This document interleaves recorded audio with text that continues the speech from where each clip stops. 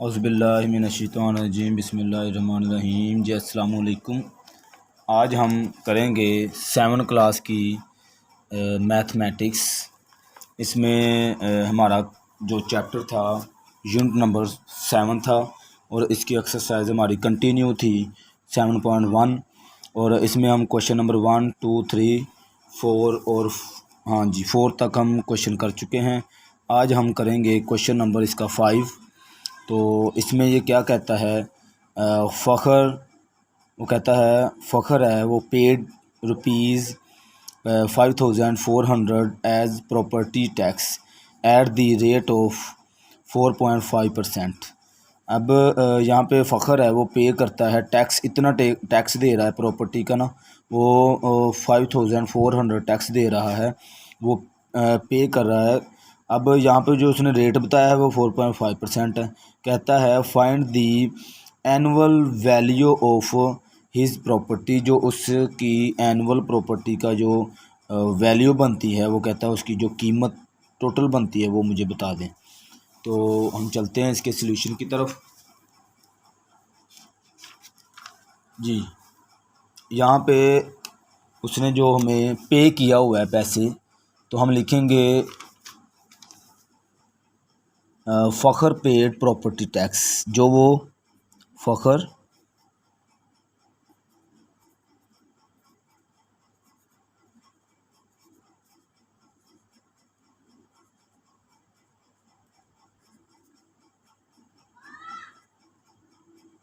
फ़ख्र paid property tax, कितना tax दे रहा है जी वो,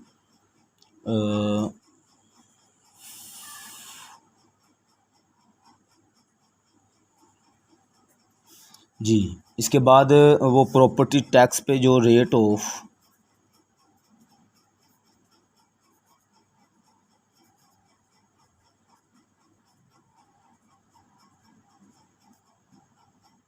जो उसका प्रॉपर्टी पे टैक्स पे रेट है वो है 4.5%। ठीक है जी। फाइंड दी एनुअल वैल्यू, हमने क्या करनी है, एनुअल वैल्यू जो है वो हमने फाइंड करनी है।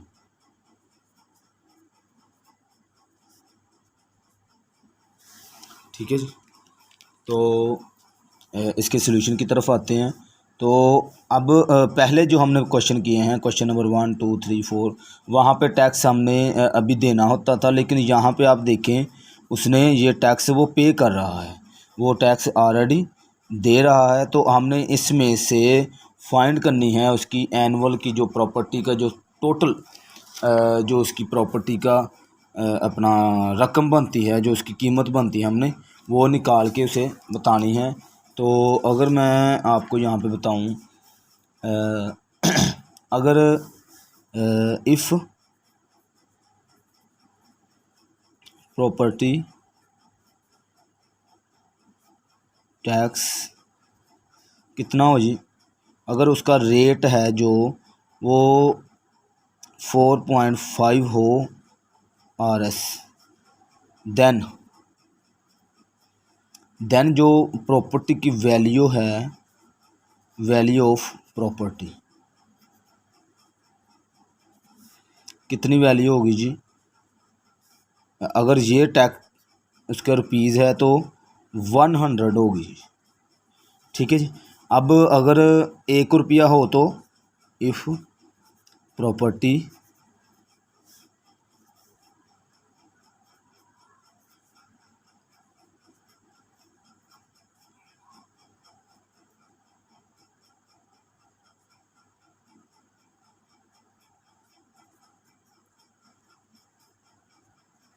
देन वैल्यू ऑफ प्रॉपर्टी,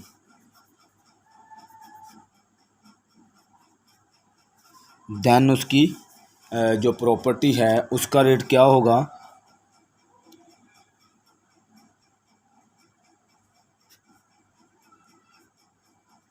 ठीक है जी। यानी कि अगर तो उसका रेट 4.5 है तो देन उस प्रॉपर्टी का जो अपना वैल्यू होगी वो 100 रुपीज़ होगी। अगर 1 रुपीज़ होगा तो ये जो उसने टैक्स लागू हम पे किया है यहाँ पे, वो क्या कर देंगे, इस पे डिवाइड कर देंगे। ठीक है जी। तो इसके बाद हमने जो उसकी मेन जो वैल्यू है तो वो हमने बतानी है। Value of property. तो हम क्या करेंगे, इसको आप जो उसकी जो वो पे कर रहा है, जो वो टैक्स दे रहा है, उसके साथ आप इसको मल्टीप्लाई कर देंगे। ठीक है जी। अब अगर आप इसको इससे मल्टीप्लाई 100 से मल्टीप्लाई करेंगे, 5400 को 100 से मल्टीप्लाई किया तो यहाँ पे हमारे पास आएगा 5440, 4 टाइम 0 आ जाएंगे और डिवाइड करेंगे 4.5 के साथ। ठीक है जी। अब इसके बाद आप इसको जब 4.5 से डिवाइड कर देंगे तो आपके पास प्रॉपर्टी की वैल्यू आ जाएगी जी। इसको जब आपने कैलकुलेट किया तो आपके पास आ जाएगा 1,20,000 रुपीज़ जो है वो आपके पास आ जाएंगे। ठीक है जी। ये थी इसकी प्रॉपर्टी की जो टोटल वैल्यू बनती थी, वो 1,20,000 थी। ठीक है, इसमें से वो टैक्स इतना दे रहा था। ठीक है जी। अब इसी का क्वेश्चन नंबर हम करेंगे 6, और उसमें भी वो यही कह रहा है कि इसने प्रॉपर्टी है जो उसका टैक्स वो पे कर रहा है, तो हमने क्या निकालनी है, उसकी जो है प्रॉपर्टी की वैल्यू, हमने एनुअल वैल्यू जो उसकी है वो निकालनी है। तो क्वेश्चन नंबर हमारा है क्वेश्चन नंबर 6, और क्वेश्चन नंबर 6 का पार्ट नंबर 1। ठीक है जी। इसमें जो टैक्स पेड कर रहा है वो इक्वल टू 3,500, और जो इसका रेट उसने बताया है, रेट टैक्स यानी जो टैक्स देता है उसका रेट जो बताया है वो है 5%। ठीक है जी। सेम वैसे ही है, इसमें आपने क्या लिखना है, जो इसके वो टैक्स पे कर रहा है वो, ये तो आपको पता चल गया कि प्रॉपर्टी का टैक्स है, तो आपने लिखना है अमाउंट ऑफ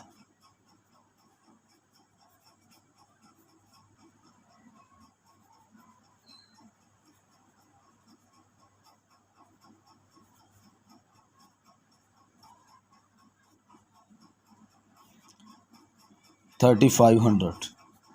ठीक है जी। ये अमाउंट ऑफ प्रॉपर्टी टैक्स दे रहा है इतना। ठीक है।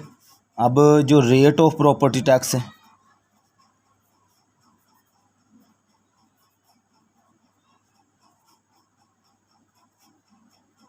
वो है 5%। ठीक है जी। अब आपने सेम वैसे ही उनको ये बताना है कि अगर उसका जो इफ़, मैं लिख ही देता हूँ, if property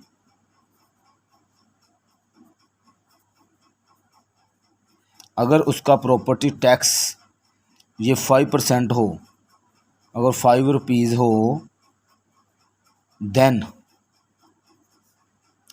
the value of property, यानी अगर 5 रुपीज़ है तो देन उसकी जो प्रॉपर्टी की वैल्यू होगी वो 100 रुपीज़ होगी।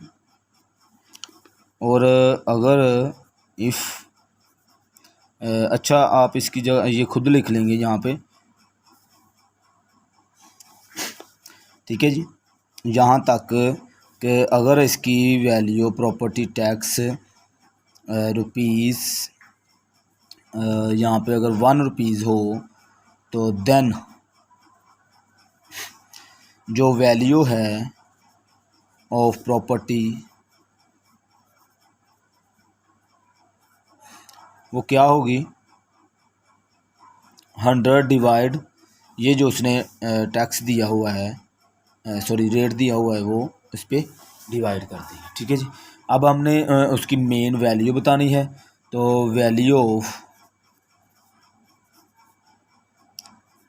प्रॉपर्टी,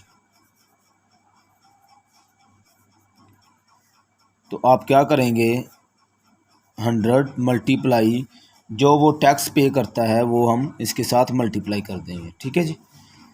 मल्टीप्लाई करेंगे। अब अगर मैं इसको टेबल में 7 5 ज़ार 35 और ये ज़ीरो वैसे के वैसे आ जाएंगे, तो यहाँ पे आ गया 100 मल्टीप्लाई 700। ठीक है जी।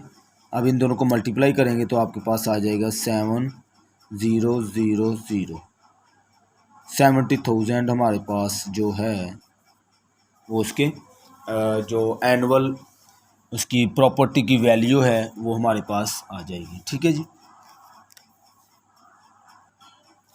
जी अब इसी का पार्ट नंबर हम करेंगे 2। उसमें भी वो यही कह रहा है। वैसे मुझे उम्मीद है कि आप लोग खुद कर लेंगे, लेकिन चलें मैं इसका एक और क्वेश्चन कर देता हूँ। क्वेश्चन नंबर मैं कर देता हूँ इसका, चलें 2 पार्ट ही कर देता हूँ। इसके बाद 3 है जो वो खुद आप कर लेंगे, सेम ऐसे ही करना है। तो यहाँ पे आप बताएंगे जो उसने अमाउंट दी हुई है,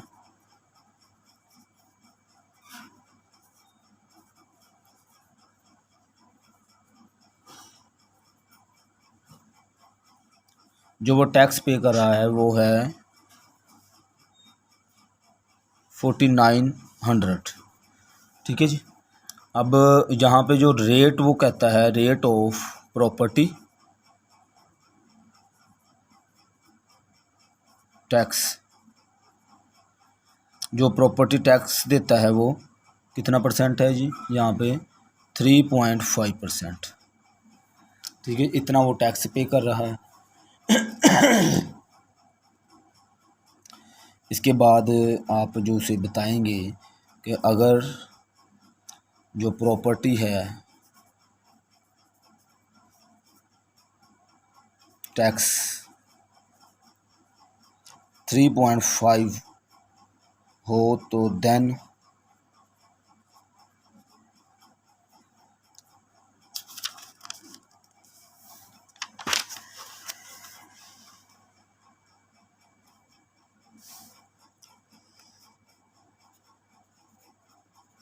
वैल्यू ऑफ प्रॉपर्टी,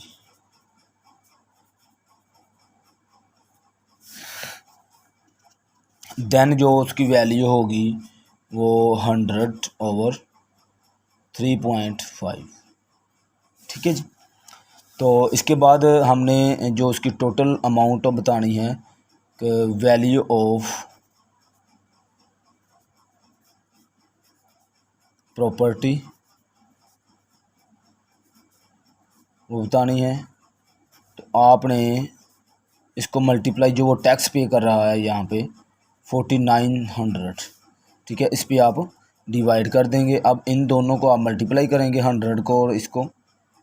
आप चाहें तो पहले इसके साथ डिवाइड कर लें जैसे आपकी मर्ज़ी, लेकिन मैं 100 और 4900 को मल्टीप्लाई करूँगा यहाँ पे, तो ये हो जाएगा 0000 4,90,000। ठीक है जी। ओवर में ये 3.5 है, ये वैसे का वैसा। ठीक है जी। अब इसके बाद इन दोनों को मैं डिवाइड कर दूंगा तो हमारे पास क्या आ जाएगी, प्रॉपर्टी वैल्यू आ जाएगी जी। इसको डिवाइड करेंगे तो आपके पास आ जाएगा 1,40,000 हमारे पास ये आंसर आ जाएगा। ठीक है जी। तो अगला क्वेश्चन है जो वो आप खुद कोशिश करें इंशाल्लाह। अब हमारी मुलाकात होती है नेक्स्ट एक्सरसाइज में जी। अल्लाह हाफिज़।